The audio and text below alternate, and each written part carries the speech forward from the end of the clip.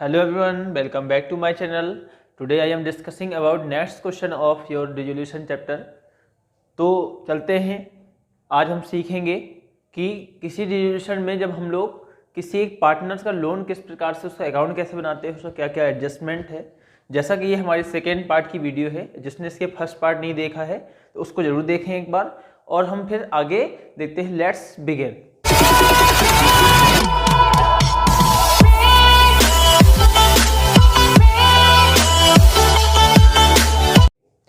फटाफट आपको शुरू करना है कि किसी क्वेश्चन को आप लोग मालूम है, जैसा कि क्वेश्चन शो हो रहा होगा आपको, उसमें आपको ये देखना है कि रियलाइजेशन अकाउंट को कैसे आप मेंटेन करते हो।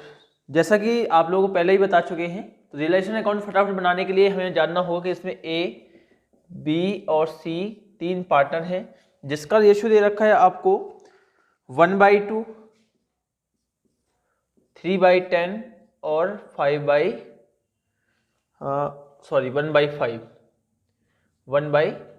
अब आपको ये रेशियो को निकालने के लिए सबके डिनोमिनेटर इक्वल कर लेने हैं, ताकि ये आप इसको डिफाइन कर सको। तो इसका रेशियो आएगा 5, 3 और 2 का रेशियो आ रहा है। अब इसका रियलाइजेशन अकाउंट भी आपको बनाना होगा, तो आपको रियलाइजेशन का फॉर्मेट बना लेना है फटाफट, जैसा कि आपको इसका फॉर्मेट आता ही होगा। यह आपका डेबिट साइड होता है, यह आपका क्रेडिट साइड होता है, जिसमें आप रियलाइजेशन में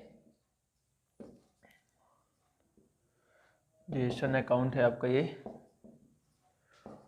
पार्टिकुलर हो जाएगा, ये अमाउंट हो जाएगा। सबसे पहले हमने आपको इसमें कहा था कि जितने भी एसेट्स होते हैं, यदि बैलेंस शीट के एसेट्स होते हैं, उन सभी एसेट्स को इस तरफ आप लोग 2 करके लिख लीजिए। आपको देखना है इसमें एसेट्स क्या क्या है। हमने कहा फर्नीचर दे रखा है, 2 फर्नीचर लिखोगे आप लोग। 2 स्टॉक्स दे रखे हैं, 2 स्टॉक्स हो गया। फिर डेप्टर्स भी दे रखा है आपको, डेप्टर्स भी आप लोग लिख दीजिए। फिर 2 बिल्स रिसीवेबल सारे, और जितनी इसकी वैल्यू दे रखी है एज इट इज उसको आप कॉपी कर दीजिए। जो कि इसमें दे रखा है 5000, इसका दे रखा है 1,75,000 और इसका दे रखा है 240 और इसका दे रखा है 30,000। ये आपको सारे बैलेंस शीट में एसेट्स मिल जाएंगे। उसमें कैश रखा था, कैश को आपको नहीं लेना है। कैश एक वैसे भी आपको उसको बेचने की आवश्यकता नहीं होती है। कैश एक वैसे भी आपका लिक्विड एसेट्स होता है, ठीक है। उसको आप किसी प्रकार से बेचने की आवश्यकता नहीं, रियलाइज करने की आवश्यकता नहीं होती है, इसलिए उसको नहीं लेते हैं। तो आपको दूसरा चलना है क्रेडिटर साइड में, देखना है क्या क्या है। तो आपको बाई एक इसमें क्रेडिटर्स पड़े हुए हैं, कितने हैं वो क्रेडिटर्स दे रखा है आपका 2,75,000। अब आपने इतना कर लिया है। आप बोलोगे सर इसमें एज लोन अकाउंट दे रखा था, एज हमारे एक पार्टनर का ही लोन है। अब पार्टनर का लोन है तो इसके लिए एक अलग से अकाउंट बनाते हैं, यहाँ पे उसको रियलाइज नहीं करेंगे। चलिए फिर इसके साथ ही साथ अब इनको सेल आउट करने की बारी आती है, यानी हम सारे एसेट्स को क्या करेंगे, बेचेंगे और सारी लायबिलिटीज को चुकाएंगे। तो इन एसेट्स को बेचने के लिए जो भी पैसा आएगा, तो इसको इस तरफ लिखते हैं बाई बैंक अकाउंट। देखते हैं इसमें दे रखा है आपका, जो पहला इसमें दे रखा है पॉइंट की 20,000 जो है डेप्टर्स वो बैड डेप्ट हो चुके हैं। डेप्टर कितना 240 का था, इसका मतलब है डेप्टर से अब आपको 20,000 कम मिलेंगे, यानी 2,20,000 मिलेगा। हमें कोई बात नहीं, हम लिख देते हैं। फिर आपको दे रखा है बिल्स रिसीवेबल, जो है वो पूरा आपको रियलाइज हुआ है। तो बिल्स रिसीवेबल कितना है 30,000, आप बिल रिसीवेबल आप 30,000 लिख दीजिए, ठीक है। फिर आप इसमें देखोगे कि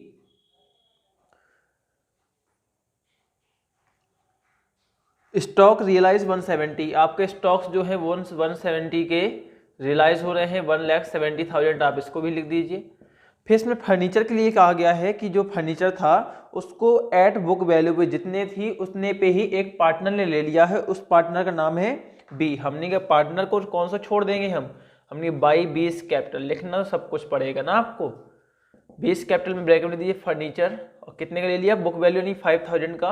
अब इस पार्टनर के इस अमाउंट को पार्टनर के डेबिट साइड में डाल देंगे, कि डेबिट साइड में डालने का मतलब होता है पार्टनर के कैपिटल अकाउंट को हम लोग कम करेंगे, क्योंकि उसने इतना फर्नीचर अपने घर ले जाने की बात करी है, यानी ले गया है। आप इसको ऐड करोगे, टोटल करोगे तो कितना आएगा, ये आपका आएगा 3,20,000। 3 नहीं 4 आएगा, सॉरी 4,20,000 इसका अमाउंट आ जाएगा। अब आपकी बात आती है कि सर चलिए मान लेते हैं कि इसमें सारी चीज़ें दे रखी थी।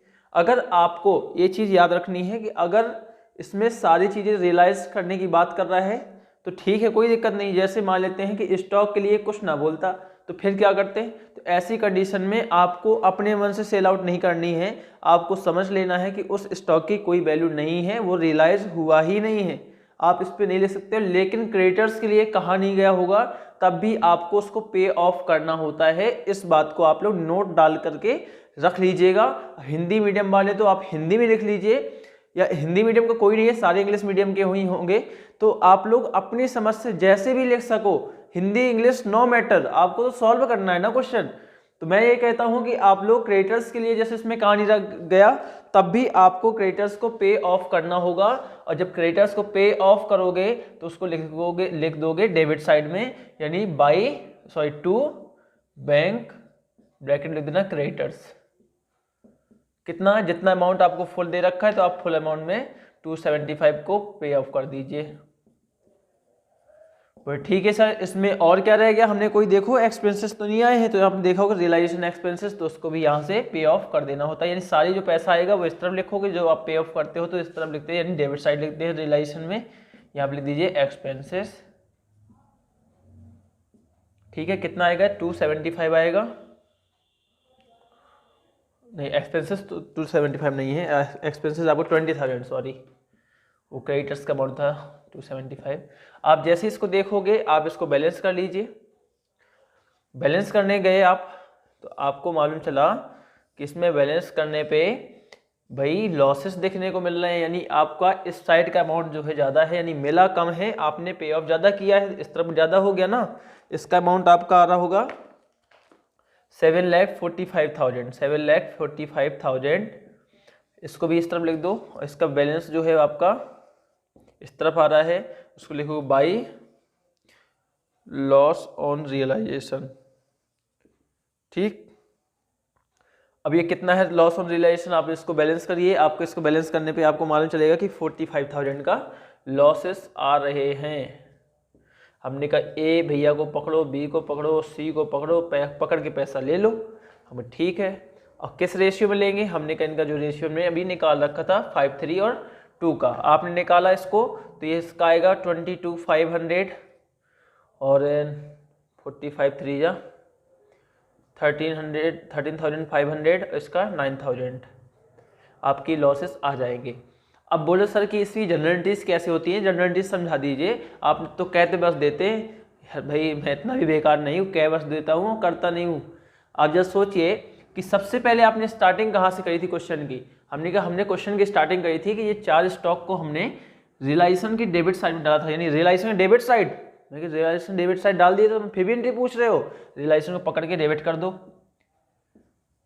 डेबिट कर दिया टू सैंड्री एसेट्स में, जितना भी आपने ये सब लिखा ना, इन सबको यहाँ पे रख दीजिए।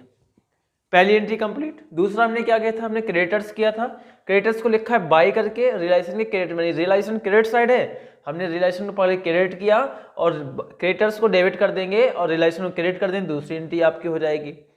तो आपकी 2 एंट्रियां तो बहुत ही आसान हो गई। तीसरा हमने क्या किया कि जब इनको पे ऑफ किया तो आपके पास पैसा आया, क्या हुआ, पैसा आया। पैसा आने की एंट्री क्या होती है, आपका बैंक अकाउंट भी बढ़ेगा, और बैंक अकाउंट बढ़ेगा तो 2 करके सारे एसेट्स को आप दिखा दीजिएगा। बात आती है इसकी एंट्री क्या होगी, क्रेडिटर्स को आपने पे ऑफ किया है, क्रेडिटर्स को पे ऑफ किया है यानी बैंक से आपको पैसा गया होगा और लायबिलिटीज घटी है। लायबिलिटी जब घटती है तो डेबिट होती है, यानी क्रेडिटर्स को डेबिट कर देना है और बैंक को क्रेडिट कर देना है। सेम इसके साथ होगा, रियलाइजेशन एक्सपेंसेस डेबिट हो जाएगा, बैंक क्रेडिट हो जाएगा। और ये फर्नीचर यहाँ पे देखिए जरा फटाफट, रियलाइजेशन ने किस में लिखा है, क्रेडिट साइड में लिखा है, और बी ने इसको लिया है। बी ने लेने का मतलब है बी को डेबिट कर देना होगा, क्योंकि बी को जब डेबिट करते हो ना तभी उसका कैपिटल एक्चुअल में घट रहा होता है जब उसको डेबिट करते हैं। तो आपको बी के अकाउंट में भी फर्नीचर की एंट्री डाल देनी है कि बीस capital account debit to realisation account, bracket लिख देना, फर्नीचर लिख सकते हो, कुछ भी लिख सकते हो, कोई दिक्कत नहीं। अब वैसे तो रियलाइजेशन में ब्रैकेट में फर्नीचर लिख दीजिएगा। फिर लास्ट एंट्री आपकी इसमें आती है, वो होती है आपकी लॉस की। लॉस में भी सारे पार्टनर्स के कैपिटल अकाउंट डेबिट हो जाएंगे, क्योंकि आप देख रहे हो ना कि बाई लग करके आपका लिखा हुआ है लॉस, और वही पार्टनर्स को बाई लगा कर लिखने का मतलब है पार्टनर्स को डेबिट करना, और यहाँ पे रियलाइजेशन क्या है, क्रेडिट है, तो आप लोग रियलाइजेशन को क्रेडिट में लिखे, लॉस ऑन रियलाइजेशन आप लोग इसकी एंट्रियाँ बना दीजिएगा। बहुत ही आसान एंट्रियाँ हैं, कोई समस्या नहीं होती है। और इसके बावजूद भी अगर आपको समस्या आ रही है तो कृपया आप मुझे एक मैसेज ड्रॉप कर सकते हैं, और मैं उसका एक फुली वीडियो और डिस्कस्ड वीडियो बनाने की कोशिश करूँगा। फिर आपको इसमें एक क्वेश्चन में आपको संदेह हो रहा होगा कि सर इसमें लायबिलिटीज में एज लोन लिखा हुआ है, उसका आपने कुछ नहीं किया। मैंने कहा था कि पहले ही कहा था कि उसका एक अलग से अकाउंट बनाएंगे, तो उसके लिए आपको ध्यान देना है कि एज लोन अकाउंट फटाफट हम बना देते हैं, उसका समय आ गया हमें तथास्तु। चलिए भाई, तो सबसे पहले आपको मालूम है कि अगर ए का लोन अकाउंट बनाने का वक्त आ चुका है तो हम वक्त के साथ चलेंगे। यहाँ लिखिए बाई बैलेंस बीडी। अब ए का लोन अकाउंट कितना था आप उसको भी देख लीजिए, 30,000। अभी 30,000 था, लिख दिया। अब भाई इसको तो चुकाना पड़ेगा ना आपको, तो यहाँ पे लिखिए टू बैंक की एंट्री देखोगे, इसकी भी एक जनरल एंट्रीज बन जाएगी। एंट्री क्या बनेगी, as loan account debit to, क्योंकि देखो एज लोन के हमने डेबिट साइड लिखा ना इसको, as loan account debit to bank 30,000, बस दे दीजिए पैसा। बैलेंस करोगे, एक मिनट, इतना बड़ा बैलेंस कौन करता है, जितना इस तरफ है उतना ही इस तरफ आ जाएगा,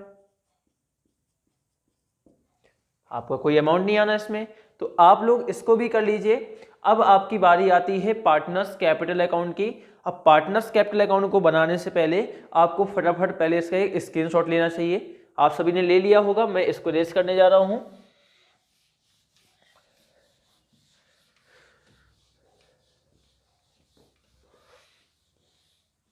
अब पार्टनर्स कैपिटल अकाउंट बनाने के लिए आपको मालूम है क्या करना होता है। बोले सर हम तो अब आप क्यों बता रहे हो, मैं होशियार हो गए हमने कहा अभी कैसे हो गए, अभी तो बहुत कुछ रखा हुआ है। होशियार होने का मतलब है कि आप अपने आप में कंसिस्टेंसी दिखा सको, ओवर कॉन्फिडेंस थोड़ी हो जाना तुम्हें, मैं कभी होने नहीं दूंगा। BC पार्टिकुलर ABC, ठीक। सबसे पहले आपको यहाँ पे आता था बाई बैलेंस BD, सभी पार्टनर्स का बैलेंस देख लीजिए फटाफट बैलेंस शीट में। 1,50,000, 5,000, 1,50,000 और 5,000। अब ठीक है भाई, इतना कर दिया। अब आप जरा ध्यान दीजिए स्टार्टिंग से कि हमने इन पार्टनर्स के साथ किया क्या था। तो आपको याद होना चाहिए कि एक हमने यहाँ पे देखा था कि 20 पार्टनर था, उसने फर्नीचर ले लिया था, तो हमने कहा था इसकी प्रॉमिस करी थी तुम्हारे डेबिट में डाल के रहेंगे, तो हमने पहले फटाफट इसी को कर लेते हैं। टू रियलाइजेशन ब्रैकेट लिख देना फर्नीचर, अब बी के अकाउंट में लिख दीजिए 5,000। बोले सर ठीक है कर दिया। हमने कहा और देखो कुछ है, हमने कहा सर एक इसमें लॉसेस भी तो आए थे रियलाइजेशन में, तो आप इसको लिखिए टू रियलाइजेशन लॉसेस या लॉस ऑन रियलाइजेशन। आप देखिए कितना आएगा, 22,500, आपका इसका 13,500 आएगा, और इसका आएगा 9,000। इस प्रकार से बोलिए सर हो गया। हमने कहा और कुछ इसको मिलना था, हमने देख लो भाई कुछ ना कुछ तो मिलना ही होगा। हम देखते हैं फटाफट इसमें कोई इसमें ऐसा अमाउंट पड़ रहा है प्रॉफिट एंड लॉस अकाउंट का, देखिए जरा कोई रिजर्व है क्या, हमने कुछ भी नहीं दे रखा। अब इसमें क्या मिलना है भाई, हमने कहा सर इतना तो कर दिया। अब आप इसमें देखिए कि क्या कोई पार्टनर का कोई एडिशनल ट्रीटमेंट है, हमने कहा नहीं है। तो आप करोगे क्या कि इतने के लिए आप फटाफट क्वेश्चन में एक बार देख लेना कि कहीं कोई पार्टनर कोई और एडजस्टमेंट तो नहीं पड़ा हुआ है। मेरे अकॉर्डिंग तो इसमें कुछ और होना नहीं चाहिए। हमने लॉसेस भी डाल दिए, और आपको इसका एक बार क्या कर लेना है, बैलेंस कर लेना है। हम चलो भाई बैलेंस कर लेते हैं।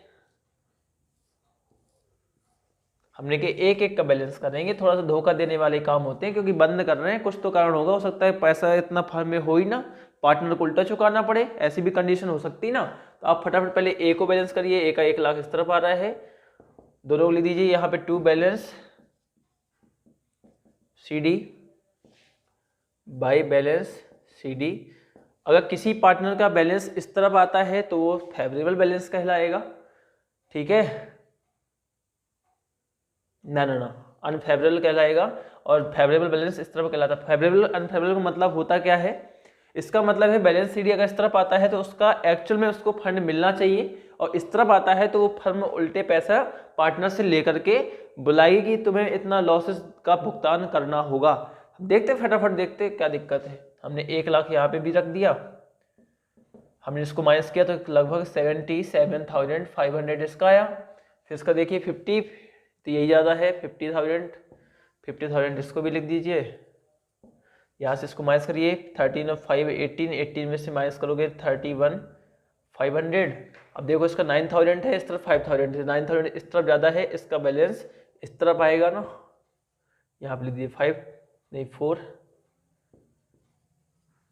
अब जरा ध्यान दीजिए कि आपको इसमें देखने का क्या कारण था कि आपको ध्यान देना है कि ए को और बी को पैसा इतना मिल जाएगा, बट सी को इतना पैसा डिफिशियंसी का और वापस फर्म को देना पड़ेगा। हमने सर ये थोड़ा सा समझ में नहीं आया, इसका हमें बैंक का हिसाब हमें पास मिल ही नहीं रहा कितना होगा।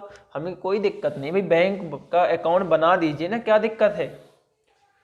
हमने बैंक अकाउंट बनाने बैठते हैं तो बैंक अकाउंट को भी सिंपल सा है, फंड रहता है।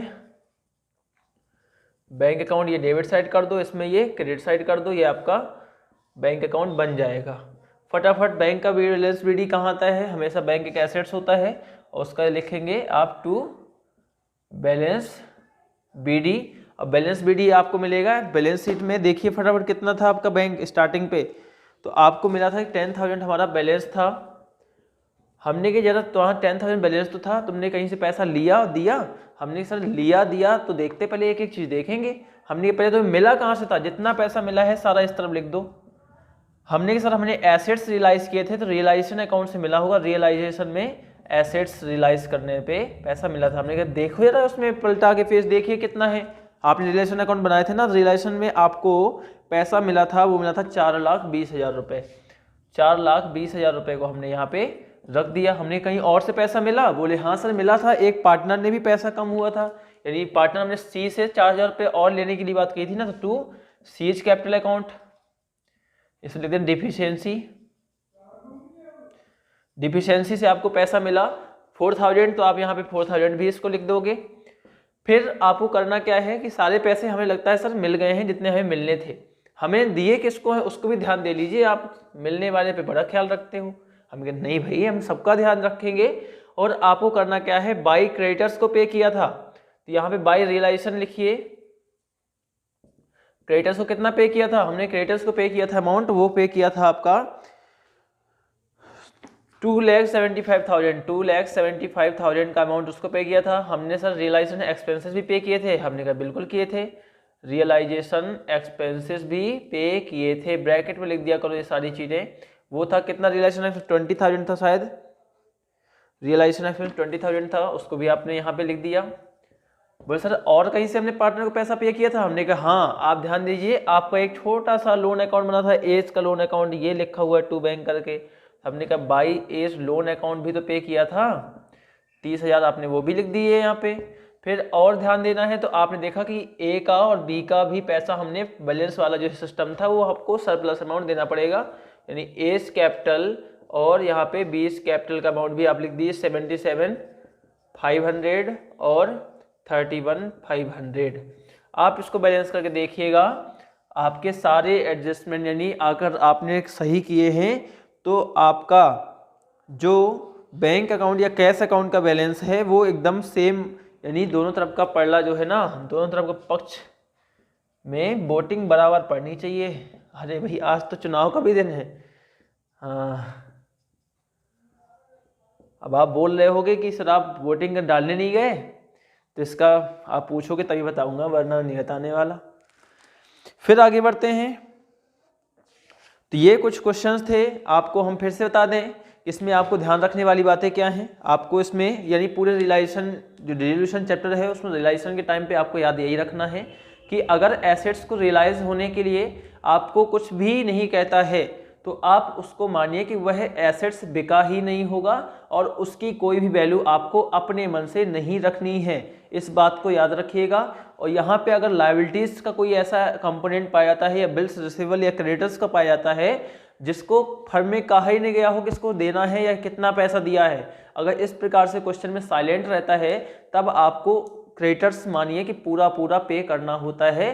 तो आज का ये मूल मंत्र था। आप इसी के साथ मैं इस वीडियो को एंड करता हूं और मिलते हैं नेक्स्ट बेहतरीन क्वेश्चन के साथ। तो जब तक के लिए आप सभी लोग इस चैनल के अन्य वीडियोस भी देखते रहिए और जैसा कि आपको मालूम है कि मैं इस चैनल के माध्यम से आपके पास तक इकोनॉमिक्स और अकाउंटेंसी और साथ ही साथ बिजनेस स्टडी की भी वीडियोस अपलोड करने की कोशिश करता हूं और मैं उम्मीद है कि आपकी मैं किसी न किसी प्रकार से हेल्प कर पा रहा हूँगा। और मैं एक इसी उद्देश्य से आपके पास तक ये मैसेज डालना चाहता हूं ताकि आपके साथ साथ मेरे उन भाइयों तक भी उन बहनों तक भी इस वीडियो को पहुंचाया जा सके जो कि कहीं ना